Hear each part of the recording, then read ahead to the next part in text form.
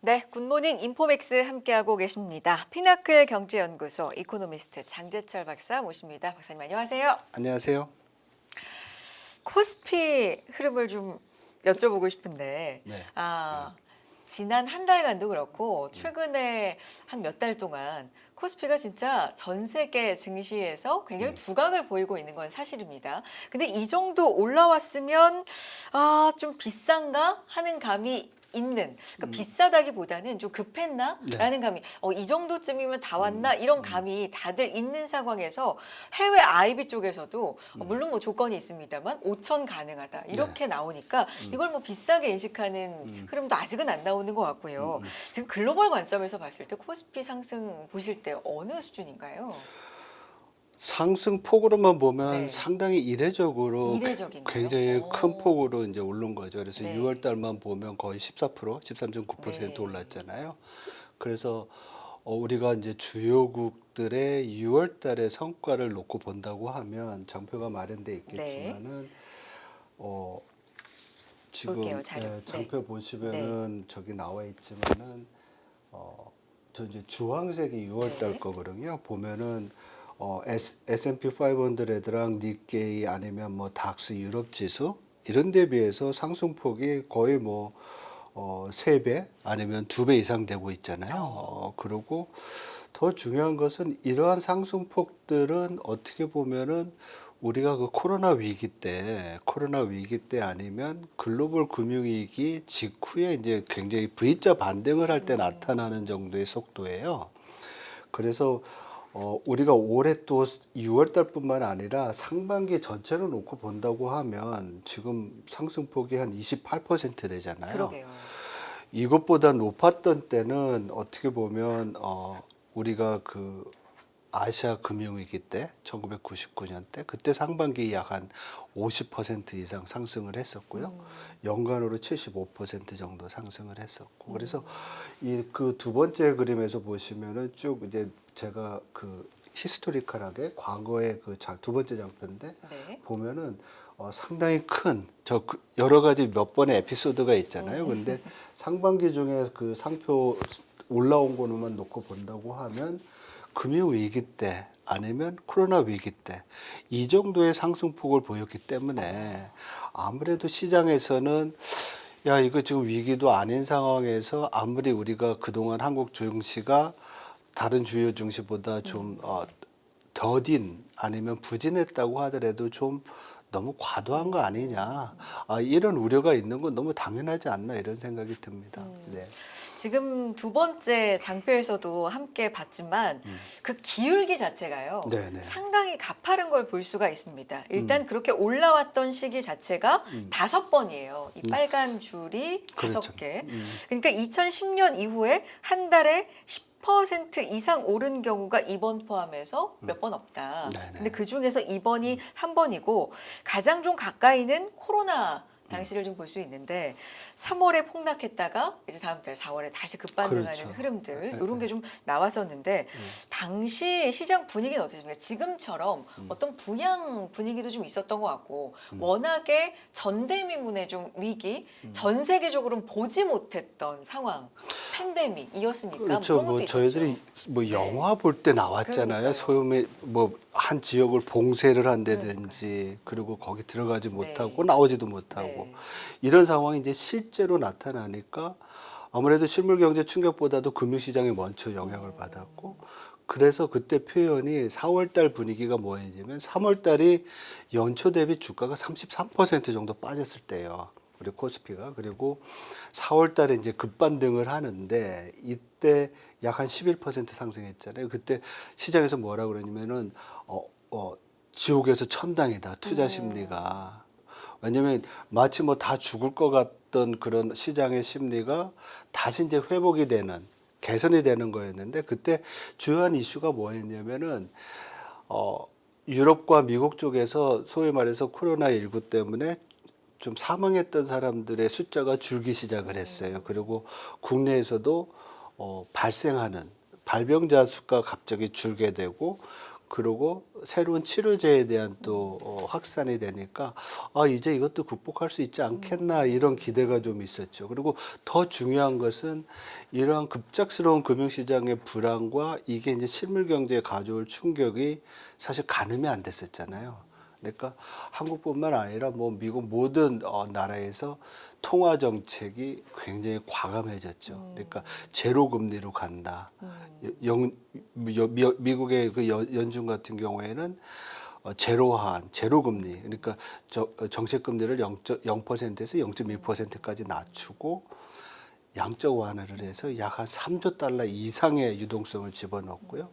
한국도 아마 1.25%의 기준금리를 0.75로 낮추고 또한 정부에서도 약 한 53조 정도 추경을 썼죠. 네.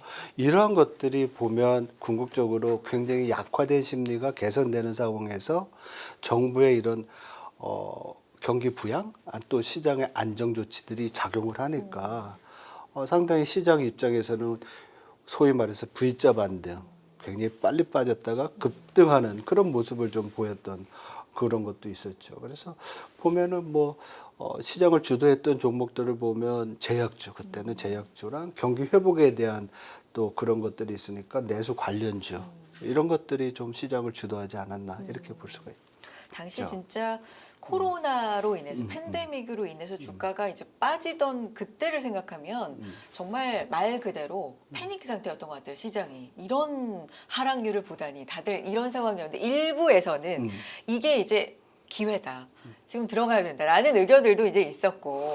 그래서 제가 자료를 조사하다 보니까 네. 동학개미 그게 이제 그때부터 시작됐다 이렇게 얘기를 하더라고요. 그러니까 외국인들 다 팔고 나가고 이제 개인 투자자들이 본격적으로 이거 다시 안 올 기회다라고 생각을 하면서 이제 본격적인 개인 투자자들의 이제 시작이 된 거죠. 그때 당시하고 이제 뭐 원인도 다르고 좀 여러 가지 차이가 물론 있습니다만 공통적인 부분도 있는 것 같은 게 뭔가 정부의 어떤 부양책이라든가 그때 당시에도 여러 가지 이제 부양을 했잖아요. 뭐 경제적으로 이제 어려운 분들, 소상공인 분들한테 지원을 하기도 하고 우리 지금 같은 경우도 어제부터 이제 소비 쿠폰 지급이 시작이 됐고 이렇게 좀 더 부양을 하기 위해서 정부의 정책, 추경 이런 게 좀 적극적으로 있다. 뭐 이런 점에서는 좀 공통점으로 볼 수도 있지 않을까요? 예, 그래서 오늘 이제 이 시간 준비하면서 이 주제가 지금 왜 나왔는가를 생각을 해 보니까 아마도 이제 과거에 우리 주가 급등기와 지금의 상황을 이제 비교하는 건데 그러니까요. 뭐가 다르고 뭐가 같은가. 예, 그걸 알아야지만 이게 진짜 계속 갈지 안 갈지 이제 나중에 말씀드리겠지만은 그런 얘기가 되는 것 같아요. 네. 그래서 지금 지적해 주신 네. 대로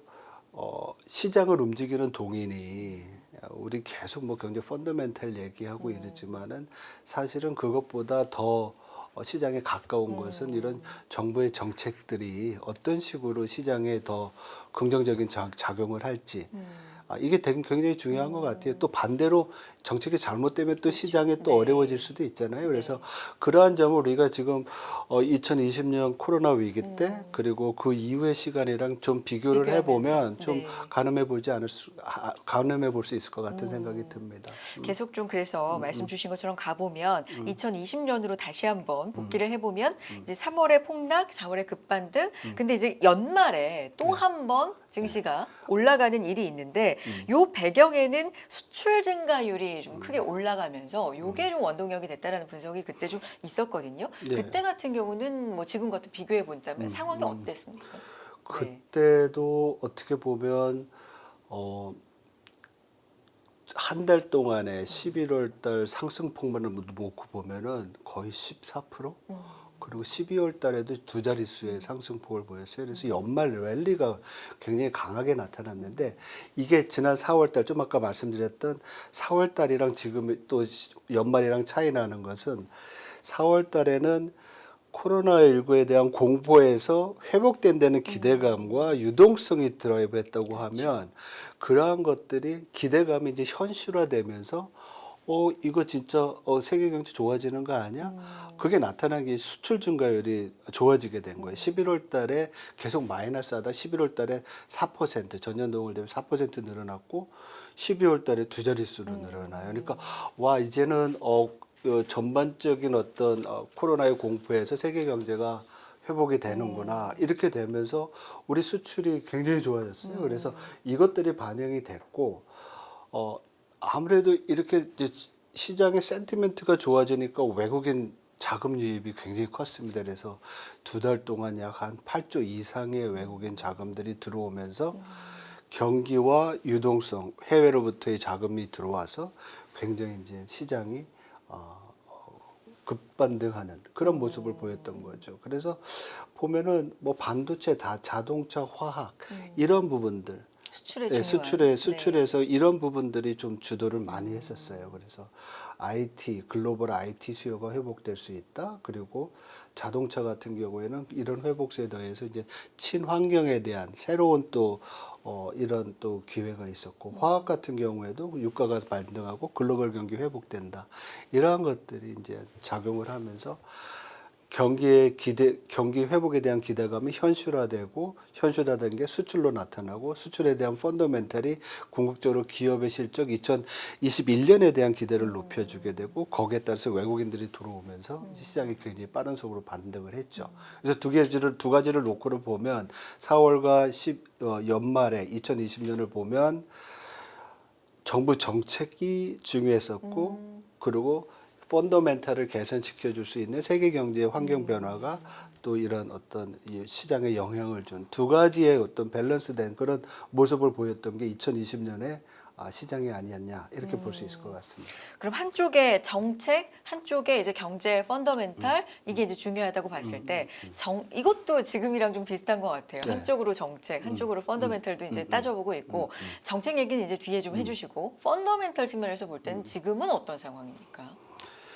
지금은 사실은 펀더멘탈 면에서 보면 좀 여러 가지 하방 리스크가 크죠. 수출을 비롯해서. 글로벌하면 이제 관세 리스크가 아직까지는 불확실성으로 작용을 하고 있고 관세 리스크를 우리가 봤을 때 일부에서는 트럼프의 관세가 없어지는 것을 최선으로 놓고 보지만은 트럼프 행정부의 관세 정책이 10%의 기준 관세는 유지하고 있거든요.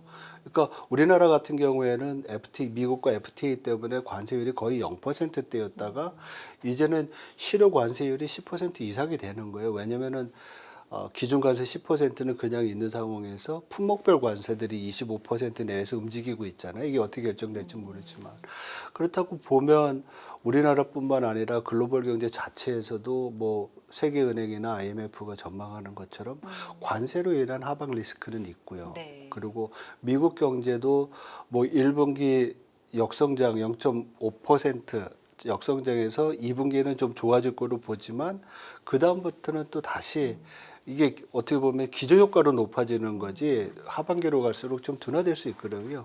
이런 상황들이 어떻게 보면 글로벌 경제 전체 교역량에는 나쁜 건데 우리는 지금 기대하는 것이 혹시 반도체 경기가 좋아지지 않을까 그리고 미국 쪽으로의 관세로 인한 무역 피해를 유럽이나 다른 쪽에서 좀 보완하지 않을까.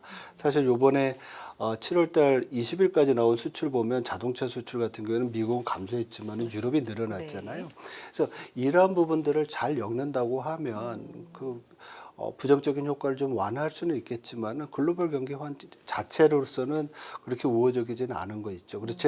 그렇지만 국내적으로 놓고 봤을 때는 그동안 굉장히 부진했던 내수를 더 활성화하기 위해서 뭐 말씀하셨던 소비 쿠폰이라든지 추경들이 준비되고 있기 때문에 이러한 것들은 좀 긍정적인 면으로 볼 수가 있죠.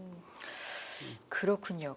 그때하고 진짜 세부적으로 비교하면 뭐 그건 요 부분은 그때가 더 낫고 코로나 때가 더 낫고 뭐 이런 게 있겠지만 어쨌든 지금 같은 경우는 관세 불확실성이라는 게 있기 때문에 이런 부분이 상당히 좀 뭔가 마음에 걸리고 경제에 걸리는 부분이지만 경제 정책적인 측면이 또 뒷받침을 해주고 있다. 그렇죠. 네, 이런 말씀으로 들리는데 조금 더 최근 사례로 이제 정책적인 걸 보겠습니다.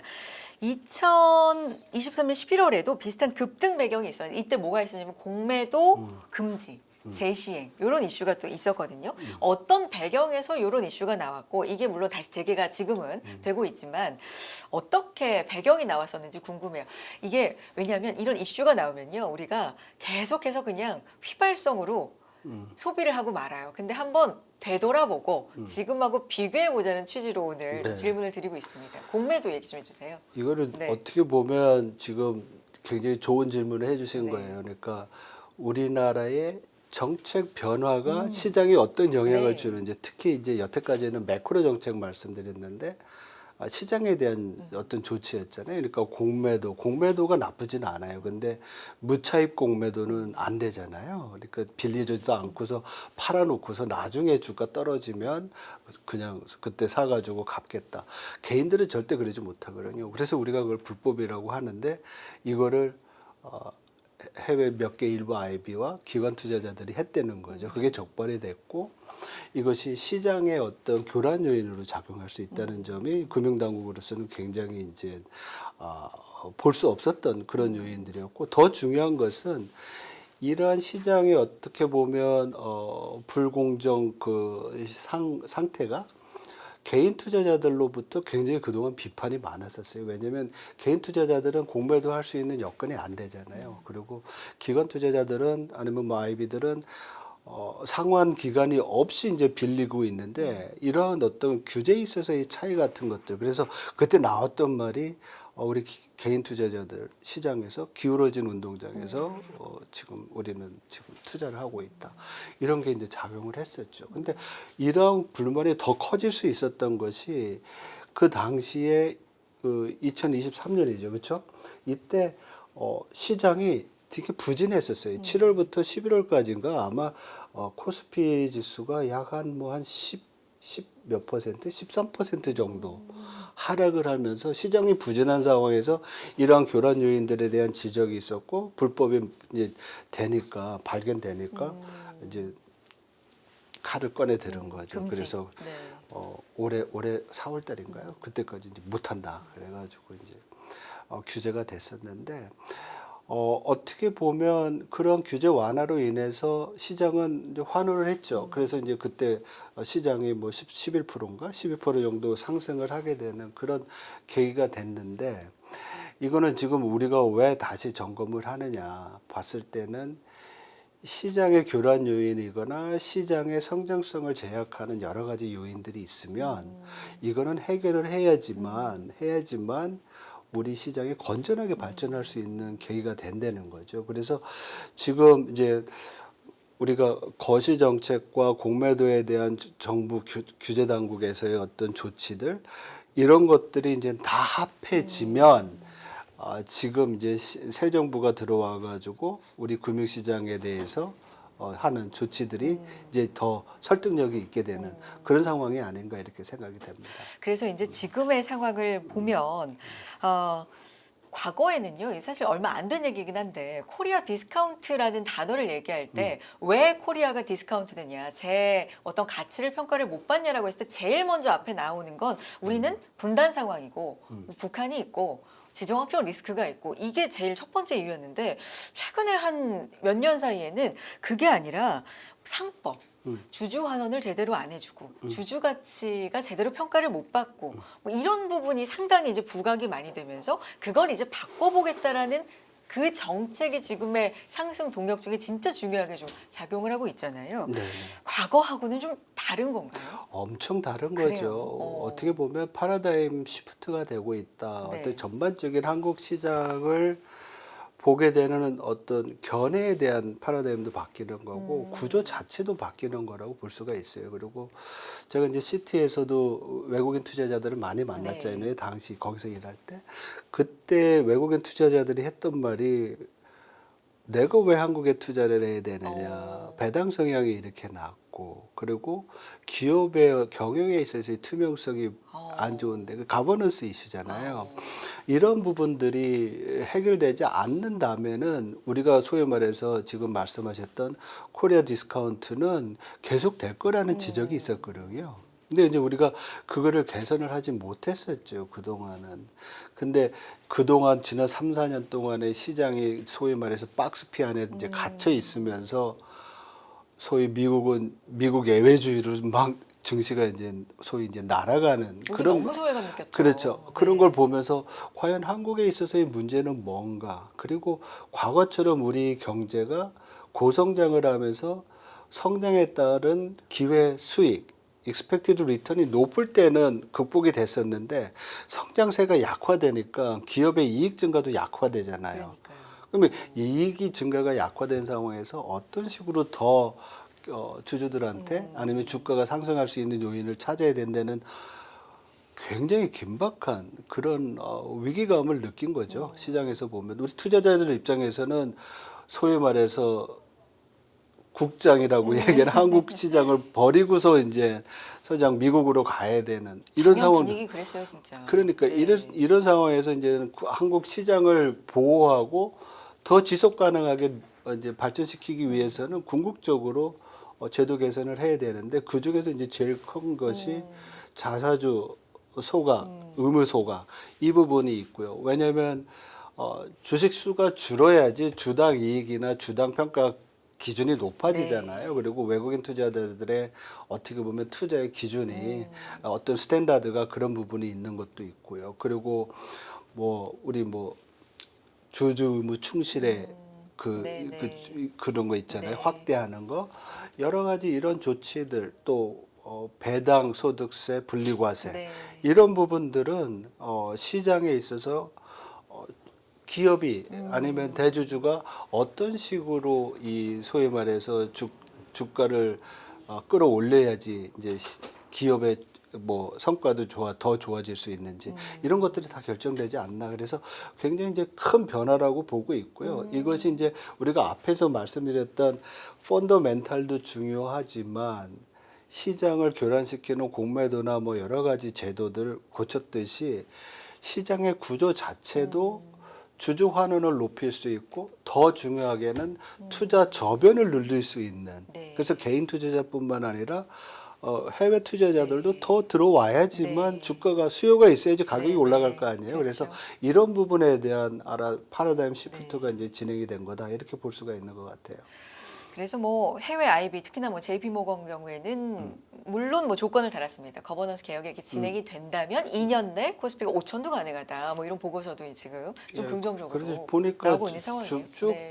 보니까 네. 지금 뭐 JP 모건이나 네. 골드만삭스도 네. 그렇고 올해 연말까지 뭐 타겟 목표 수준을 이 3,400까지 보고 있어요. 지금 3,200까지 와 네. 있잖아요. 그래서 추가 상승이 더 있는 것 같고 뭐 내년 상반기 아니면 1분기 말까지 3,600도 보는 데 네. 있고 그래서 굉장히 지금 시장에서는 좋고요. 우리 기대감이. 앞에서도 네. 봤지만 현 수준에서 뭐라 그럴까 지금 과대평가된 거 아니냐라고 생각을 할 수 네. 있지만은 우리가 미국이나 다른 선진 시장이랑 봐도 우리 PBR이나 PER 보면 높지가 않잖아요. 네. 그래서 아직까지는 가야 되고 더 중요한 것은 이러한 개혁이 이제 우리가 1차 개정안 냈잖아요. 네. 상법 개정안 냈는데 뭐 집중 투표제라든지 네. 뭐 자사주 소각 뭐 이런 것들은 올해 안에 또 처리가 돼야 돼요. 그래서 입법 과정에서의 불확실성이나 불투명성이 없어지고 그래서 이 법적으로 장치가 보완이 된 상황에서 더 중요한 것은 제도가 잘 돼 있으면 뭐 합니까? 기업이 잘해야 되잖아요. 그럼요. 그래서 지금 뭐 추경을 하지만은 정부 입장에서 우리 기업들이 지금 뭐 제가 몇 번 기회가 있을 때 말씀을 드리지만 세계 경제는 지금 어떻게 보면 우리가 얘기했던 경제학에서 배웠던 시장 만능의 어떤 뭐 소위 말해서 완전 경쟁 체제 아니에요. 그래서 정부의 보조가 들어가고 산업 정책이 필요하고 여러 가지 이제 정부 지원이 필요한 상황인데 우리 정부도 우리 기업들이 더 좋은 기회를 얻을 수 있도록 여러 가지 산업 정책을 써야 되고요. 그 중에 하나가 이제 AI 부분에 대한 투자인데 서둘러서 과감하게 네. 할 필요가 있지 않나 이런 생각을 합니다. 박사님 근데 이제 한편으로는 정책 기대감으로 이렇게 시장이 잘 간다. 굉장히 좋은데 보통 과거의 경험으로 이런 정책 기대감으로 갈 때는 강도가 좀 오래 가지 않더라. 왜냐하면 이거 플러스 진짜 중요한 건 말씀하신 것처럼 기업이 잘 벌어야 되는데 기대감만으로 올라가는 건 어디까지 갈까 하는 의견 한쪽과 아니야 이번 정책은 좀 달라. 이거는 코리아 디스카운트에 대한 근본적인 거 바꿀 수 있기 때문에 네네. 더 강력하게 갈 수 있어. 특히나 뭐 배당 성향 35% 분리과세 법안, 또 상법 개정, 뭐 이런 세법 개정 이런 것들이 완전히 다 통과가 되면 이건 또 다른 얘기야. 이런 얘기들 가운데 박사님은 좀 더 강력하게 갈 수 있다라는 그렇죠. 얘기인가요? 예, 예, 왜냐하면 한국 경제에 대한 비관적인 전망이 굉장히 많아요. 왜냐하면 얼마 전에 이제 잠재 성장률 얘기하면서 네, 맞아요. 뭐 35년 되면 우리나라 잠재 성장률 0%대로 갈 거라는 전망을 했는데 네. 사실 그런 전망은 경제학자들이 할 때 리니어 프로젝션이라 그래가지고 지금 추세가 그대로 간다면 가정을 하거든요. 근데 그거를 극복할 수 있는 것이 지금 말씀드렸던 R&D 투자라든지 AI 투자를 통해서 생산성을 높이는 부분이 될 수가 있고요. 그렇게 되면 기업의 성장성이 높아지고 경제 성장률이 높아지는 부분이 있을 수 있고. 두 번째로 이런 상황에서 이제 이렇게 이제 법적인 규제적인 부분에서 시장에 우호적인 긍정적인 것들이 된다고 하면 지금 우리가 얘기하고 있는 뭐 소위 말해서 정책 수혜주, 금융주 뭐 아니면 뭐 반도체 뭐 네. 이런 부분뿐만 아니라 소위 말해서 그동안 배당 성향이 낮았지만은 이런 정책적인 변화로 인해서 배당을 더 높일 수 있는 또 기업들도 있다고 네. 그래요. 그래서 그런 기업들이 좀 더 저변이 확대가 되면 시장에는 상당히 긍정적이고 그래서 정부 정책과 규제들이 다 어떻게 보면 조화롭게 잘 진행이 네. 되면 주가는 충분히 올라갈 수 있는 더 여지는 간다? 있다고 생각을 합니다. 여기까지 듣겠습니다. 피나카 경제연구소 이코노미스트 장재철 박사 함께했습니다. 고맙습니다. 네, 고맙습니다.